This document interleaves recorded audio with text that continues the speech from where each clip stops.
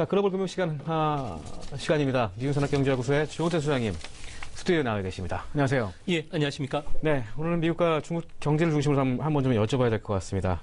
트럼프가 백악관에 입성한 지 딱 1년이 지났습니다. 2년 차에 들어가는 올해 주식시장에 주목해서 봐야 될 점은 어떤 게 있을지 좀 알려주시죠. 네, 트럼프의 1년차 성적은 A 플러스를 줄 정도로 상당히 좋은데요. 다우지수 같은 경우에는 1년 동안 무려 32% 넘게 상승을 했습니다. 이뿐만 아니라 성장률 같은 경우에도 3분기에는 3.2%까지 올라갔고요. 또한 220만 명의 신규 일자리가 창출이 됐습니다. 이 때문에 공약인 성장률 3% 이상은 충분히 달성할 수 있지 않나 이렇게 보여집니다. 아무래도 1년차의 가장 큰 뚜렷한 성과라고 하면은 대규모 세제 개혁안을 성공시켰다는 건데요. 이 때문에 앞으로 2년간에 걸쳐서 연간 0.1에서 0.2% 정도 성장률을 끌어올리는 효과도 가져다 줄 것으로 보여지고요. S&P 500 기업의 그 기업 이익들도 10%포인트 정도 올라가지 않을까 보여집니다. 가장 우려스러운 점은 이런 경제적인 성과에도 불구하고 무역 적자가 더 확대됐다는 점인데요. 앞으로 트럼프는 지지율을 끌어올리기 위해서 통상 문제에 좀 더 압박을 가할 가능성이 있지 않을까 보여집니다. 당장 미국 같은 경우에는 통상법 301조를 근거로 해서 중국산 철강 그리고 알루미늄, 태양광 패널에 대해서 수입 제한에 나설 것으로 보여지고요. 또 지적재산권을 침해했다는 이유로 거액의 중국 기업에 대해서 벌금을 부과할 가능성이 높아지게 될 것으로 보여집니다. 이렇게 되면 G2 국가 간의 제재와 보복이라는 무역 전쟁으로 확산될 가능성이 있다는 점은 앞으로 좀 주목하셔서 보셔야 되겠고요. 또 우리나라와 관련해서도 한미 FTA 개정 협상과 관련해서도 좀 유권자에게 어필할 목적으로 수의차 검사 절차에 대한 완화 요구라든지 농산물 시장 개방을 강경하게 나설 가능성이 있다는 점에서 우리나라 정부의 고민도 좀 깊어지지 않을까 보여집니다.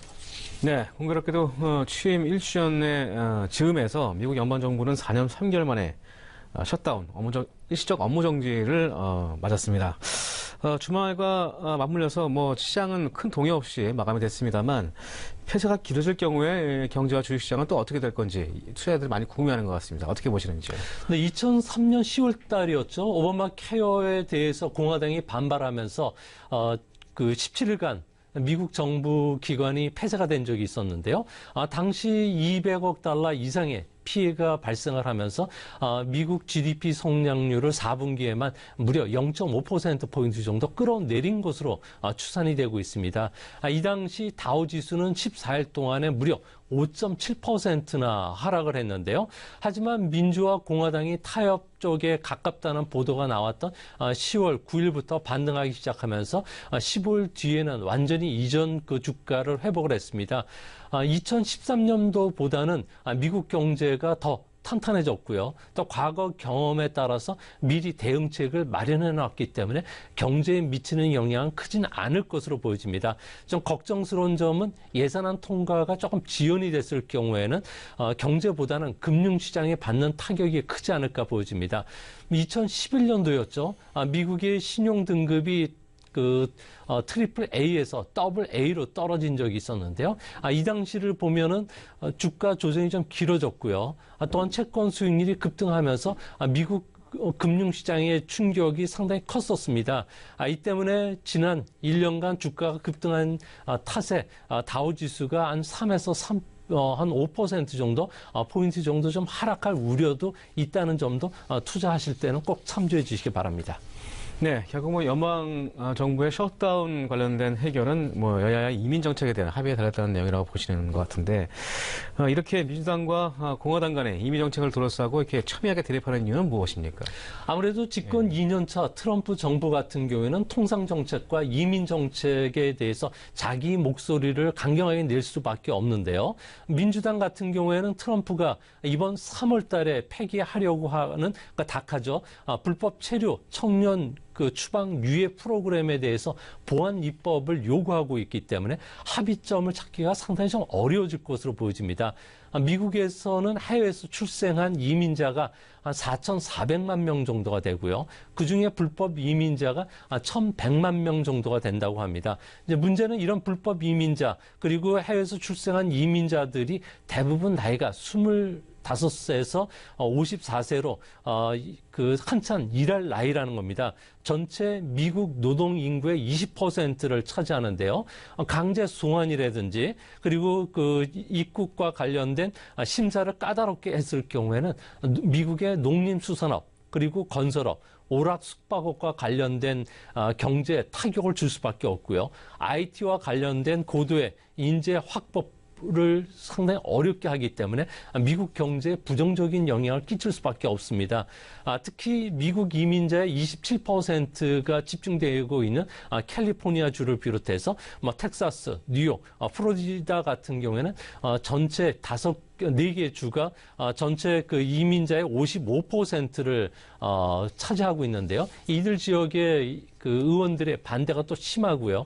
최근 미국 같은 경우는 베이비 부모가 은퇴하면서 2035년까지 노동 인구가 감소할 수밖에 없습니다. 이 때문에 3월 다카가 폐지가 된다면은 그리고 75만 명씩 매년 강제 추방이 됐을 경우에는 노동 공급이 악화될 수가 있는데요. 이렇게 되면 향후 10년간 미국의 GDP는 2,150억 달러 정도가 감소하게 되고요. 정부 수익 같은 경우에는 600억 달러가 감소하게 됩니다. 이 때문에 미국 여론도 안 좋기 때문에 앞으로 미국 정부와 그리고 민주당 간의 팽팽한 기싸움을 통해서 타협점 찾기가 상당히 까다로워지지 않을까 생각이 됩니다. 네, 본격적인 실적 시즌을 맞아서 미국 증시가 지금 상승을 계속 이어가고 있는 상황입니다. 셧다운 그 우려에도 불구하고 이런 기업의 실적 증가가 하락을 좀 막을 수 있을지, 증시 하락을 막을 수 있을지에 대해서는 어떻게 생각하시는지요? 네, 미국 기업 실적들 같은 경우는 지난주까지 기준으로 했을 때 S&P 500 기업의 이익은 무려 11.9% 정도 증가할 것으로 예상이 되고 있는데요. 3분기에 8.5%보다 가파라졌다는 점에서는 주가 하락을 막아주는 디딤돌 역할을 해주지 않을까 보여집니다. 업종별로 보면은 에너지 업종이 무려 136%나 이익이 증가하는 것으로 나오고 있고요. 정보기술도 여전히 15.8%로 높은 증가세로 이어지고 있습니다. 이뿐만 아니라 소재는 5.7%, 전기는 7%로 이익이 증가했다는 점에서는 앞으로도 그 미국 기업들의 실적 증가세는 좀 더 이어지지 않을까 보여집니다. 특히 이번 그 4분기 실적에는 금융업종의 이익이 무려 11.7%까지 증가한 것으로 나오고 있는데요. 아무래도 완만한 금리 인상에 따라서 이자 수입이 늘었고요. 세제 개혁에 따른 법인세 인하 혜택을 받고 있기 때문에 앞으로도 금융주에 대한 상승 기대감이 커지지 않을까 보여집니다. 2018년도에 기업 이익들이 두 자릿수 이상 증가하는 업종은 무려 7개 정도로 늘어나게 될 것으로 보여지는데요. 2017년도에 4개 업종이었던 점에 비해서는 앞으로 기업 실적이 좋아진다는 것은 미국 증시가 의외로 셧다운에도 불구하고 견조한 흐름을 보여주지 않을까 생각이 듭니다. 네, 알겠습니다. 중국 시장으로 한번 넘어가 보겠습니다. 지난해 중국 경제 성장률이 당초 작년에 중국 목표치인 6.5%를 크게 상회하는 그런 모습을 보여주는데요. 이 이유와 또 올해 전망치는 어떻게 보고 계신지요? 네, 중국의 작년도 성장률은 시장 예상보다 높은 6.9%를 기록했는데요. 아무래도 5년에 한 번 치러지는 당대를 앞두고서 정치적 분위기를 띄우기 위해서 교통이라든지 그리고 공공사업 쪽에 인프라 투자를 조기 착공했던 것이 가장 큰 영향을 끼쳤던 것으로 보여지고요. 이뿐만 아니라 수출이 성장률을 0.5%포인트 정도 좀 끌어올린 것으로 나타나고 있습니다. 또한 소비의 성장의 기여율 같은 경우는 무려 58%가 넘게 나오면서 소비의 고도화가 진행됐다는 점도 중국 경제의 그 성장을 빠르게 끌어올린 것으로 보여지는데요. 이제 올해 중국과 관련된 그 해외 경제 예측 기관들의 그 평균치를 보면은 6.3에서 6.5%로 비교적 연착륙할 것으로 예상이 되고 있습니다. 아무래도 성장률이 지난해보다는 조금 떨어질 것으로 보는 것은 12월 달에 있었던 중앙경제공작회의에서 은증구신, 그러니까 안정 속의 전진이라고 하는 정책 운영 방향을 정했기 때문에 금융 리스크 방지라든지 환경 대책, 구조 개혁에 좀 더 속도를 낼 것으로 보여진다는 점에서는 앞으로 양보다는 질적인 성장을 추구한다는 측면으로 봐줘야 될 것으로 보여집니다. 이 때문에 제조 강국에 우뚝 서기 위한 사물 인터넷, 그리고 인공지능, 전기 자동차, 로봇 산업의 그 폭발적인 성장을 이끌기 위해서 앞으로 신경제를 집중적으로 육성한다는 점에서 중국의 성장률은 둔화되더라도 신경제를 중심으로 한 중국 경제의 새로운 성장 동력은 우리나라의 관련 기업에도 수혜가 되지 않을까 생각이 됩니다. 예, 알겠습니다. 이제 가파른 성장보다는 질적 성장 위주의 기대가 좀 될 수 있는 것 같고요. 자, 지난주에 독일 중앙은행인 분데스방크가 위안화를 사들인다고 발표를 했습니다.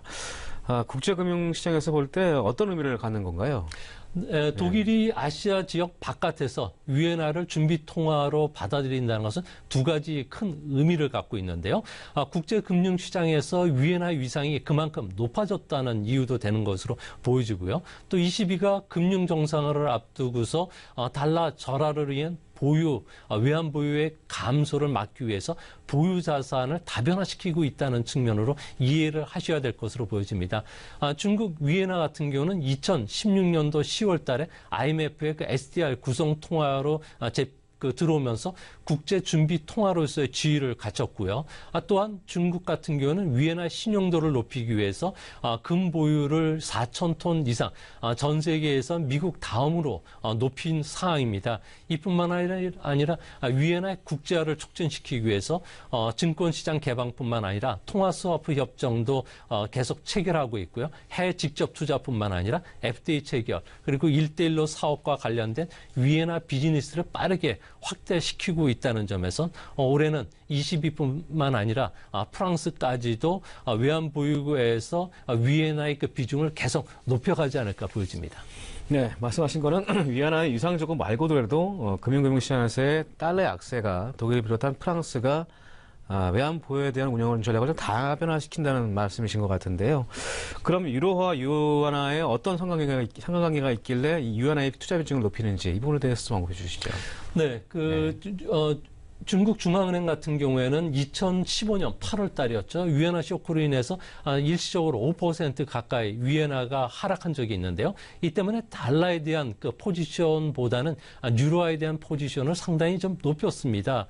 이 때문에 지난 1년간 그 산출한 유로화와 그리고 위안화의 대달러 환율과 관련된 상관계수는 0.9 정도로 서로 동행을 하거나 속도감도 같아지는 그런 모습을 보여주고 있는데요. 하지만 그 최근 유로와 위안화의 그 괴리도가 크게 벌어지고 있습니다. 이 때문에 상대적으로 위안화가 저평가되어 있는 수준에 들어오면서 ECB뿐만 아니라 유로권에 있는 나라들이 위안화와 관련된 투자 비중을 좀 높이고 있습니다. 이 때문에 유로화와 대비 위안화 같은 경우에는 1유로에 8유로 수준에서 급속도로 지금 서서히 좁혀지고 있는데요. 앞으로 유로권이 중국 위안화와 관련된 투자 다변화가 진행된다는 점에서는 우리나라 원화를 비롯해서 아시아 통화도 좀 확대시켜줄 수 있다는 점에서는 이번 주가 조정 시에는 유로 쪽의 자금 투자도 있지 않을까 예상이 됩니다. 네, 각국 중앙은행이 외환 준비에 위안화를 표현시키면서 어느 정도의 위안화 신규 수요가 좀 늘어날 것으로 좀 보이는지, 또 이 관련돼서도 이런 위안화 패권 전략은 좀 성공할 수 있을지 이것도 좀 궁금한 것 같습니다. 네, 중국 같은 경우에는 세계 그 준비 통화에서 위안화 비중을 한 1% 정도까지 해서 5%로 늘리는 작업을 추진하고 있는데요. 이 때문에 2020년 말까지는 최소 5천억 달러 이상의 자금이 위안화로 들어올 것으로 보고 있습니다. 각국 입장에서는 위엔화와 관련해서 급격히 늘릴 수는 없을 거로 보여지고 있는데요. 아무래도 중국은 외환이라든지 금융시장 개방과 관련해서는 아직 초기 단계에 있고요. 또 거래 규제도 존재하고 있기 때문에 아무래도 그 위엔화 자산을 늘리는 데는 좀 걸림돌이 되지 않을까 보여집니다. 또 기대와 달리 위엔화는 세계 기축 통화로서의 위상을 갖추지 못한 것도 현실인데요.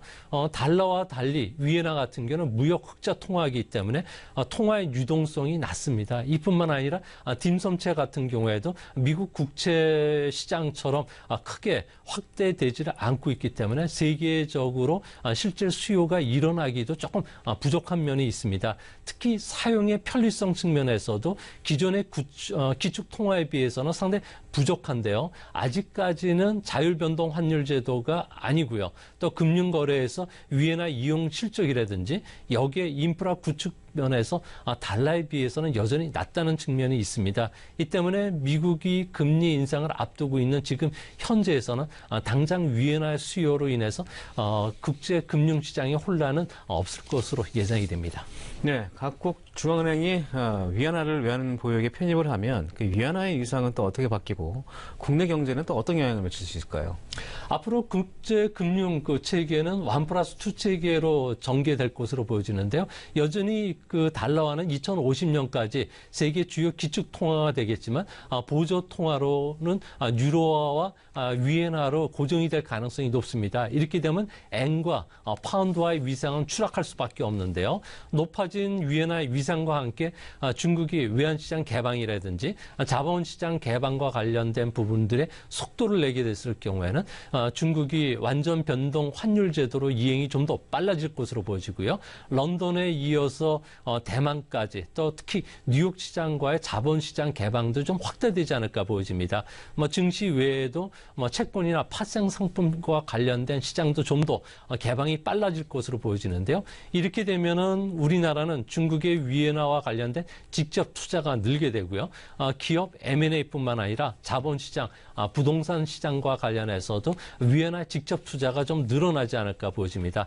이렇게 됐을 경우에 그 위엔화 직거래 시장도 좀 더 확대될 것으로 보여지고요. 중국 여행객 유치뿐만 아니라 중국 자본에 의한 국내 부동산 개발 투자와 관련된 호재도 우리 증시에 커다란 그 영향을 끼치지 않을까 생각이 됩니다. 네, 국제금융시장의 변화가 우리나라에도 외환 보유액 구성통화 조정에도 적지 않은 영향을 줄 것으로 보입니다. 우리나라 외환시장은 어떻게 좀 대응을 해야 될지 언급해 주시죠. 네, 물실호기라는 말처럼 우리나라는 국제금융시장의 통화 재편 시기와 맞물려서 기민하게 대응했을 경우에는 새로운 기회를 잡게 되지 않을까 보여집니다.